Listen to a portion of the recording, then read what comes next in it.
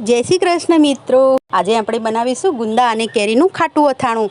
એના માટે 500 ગ્રામ કેરીના ટુકડા લીધા છે અને 500 ગ્રામ ગુંદા લીધા છે। હવે આપણે જે આ કેરીના ટુકડા છે એમાં 1 ચમચી હળદર અને 2 ચમચી મીઠું નાખી અને 12 કલાક માટે ઢાંકી અને મૂકી દઈશું। હવે આપણા 12 કલાક થઈ ગયા છે અને આ જે કેરીના ટુકડા છે એ હળદર અને મીઠામાં એકદમ ભળી ગયા છે। હવે આપણે તેને ચાળણીની અંદર બધા કાઢી લઈશું અને તેનું બધું જ પાણી કાઢી અને એક કોટનના ટુકડાના અંદર સૂકવી દઈશું અને એને 3 થી 4 કલાક માટે સૂકવી દઈશું।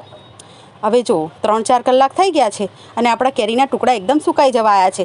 હજુ થોડીવાર કેરીના ટુકડા સુકાય ત્યાં સુધી આપણે ગુંદા માટેની પ્રોસેસ કરી એના માટે મેં 500 ગ્રામ ગુંદા હતા એને ધોઈ અને લૂછી લીધા છે અને એક મીઠાવાળી છુરી કરી અને જે ગુંદું છે એને દસ્તા વડે ધીરેથી ભાગી લેવાનું છે અને એના અંદરથી ઠળિયા કાઢી લઈશું। જો આ રીતે મેં બધા જ ગુંદાના ઠળિયા કાઢી લીધા છે। હવે આપણે આ જે ગુંદા છે એમાં મસાલો ભરીશું। એના માટે મેં 250 ગ્રામ આચાર મસાલો લીધો છે તૈયાર। तो जो आ रीते तमे तैयार मसाला थी जो अथाणुं बनावशो तो तमने होटल जेवुं टेस्टी लागशे। खाटुं अथाणुं जो तैयार मसाला थी बनावो तो बहुत सरस लागे छे।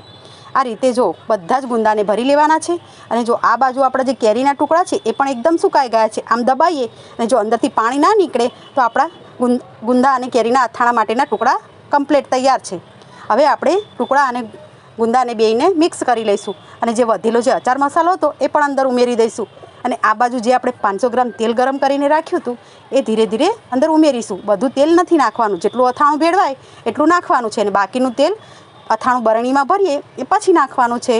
જો આ રીતે તમે અથાણું બનાવશો તો તમે 1 વર્ષ સુધી આ અથાણાને સ્ટોર કરી શકશો।